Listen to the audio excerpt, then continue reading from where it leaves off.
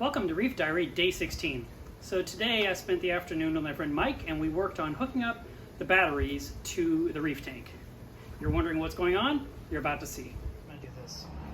I just want to kind of go past all this insanity. Oh, go right through your body. Get out of my way. And through here, and through here, and across here, and across here, and all of that. I ran this up over the edge here and up through here so that we can mount your fuse block up in this area here.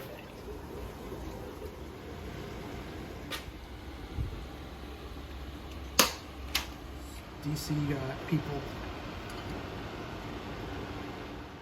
Today's project involves these batteries that I got in mid-February.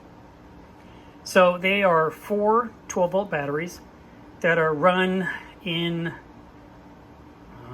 parallel.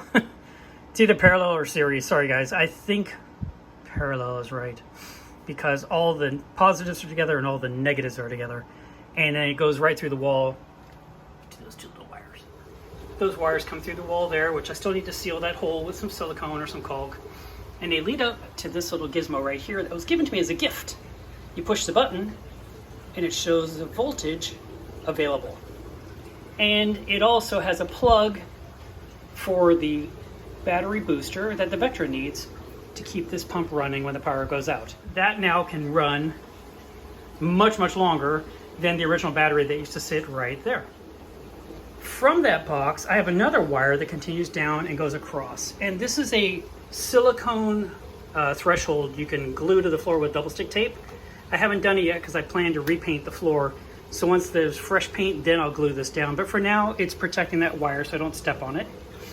And then the wire goes up and it goes across and it continues all the way over to here to this little tiny fuse block. Ooh, Okay, we should get a light out here. Yeah, we do, yeah. Awesome.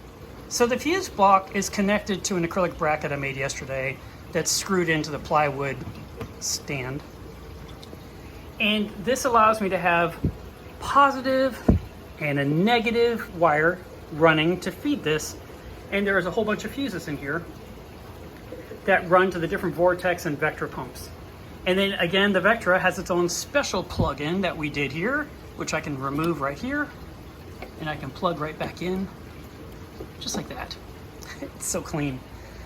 And then the wires go to the dynamic cube and they go over there to the Vortex pumps. Have a driver and they have a power supply right here.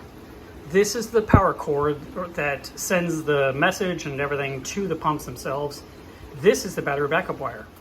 So each one of them have a battery backup wire here, right here, and then there's 3 more over there. So at this point, if there's a power outage that occurs, which they happen from time to time, everything's going to keep running for, we calculate, 32 hours straight on that array of batteries.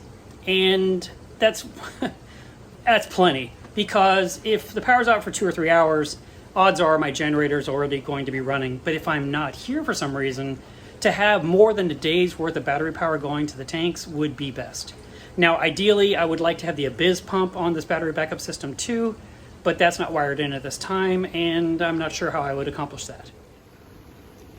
Well, working on the tank today, I also worked on this area over here.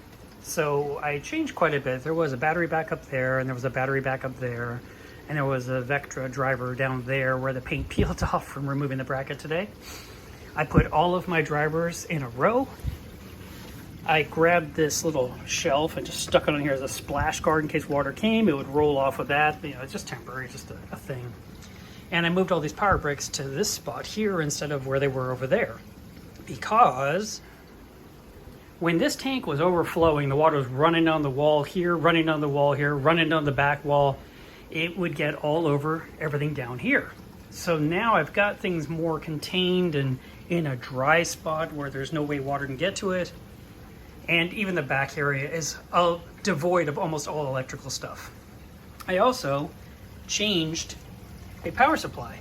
So this is an EB8 for the Apex system, which I had in my arsenal of backup parts. And it's replacing a common 6-way power strip that I had down here forever. So I need to touch up, the cabinet to make it black again, or gut it and replace it with a whole new stand. But that's not today. All right, so I feel really great now knowing that my tank is completely protected against a temporary power outage. And I hope you enjoyed today's diary. And if you haven't subscribed yet, make sure that you do.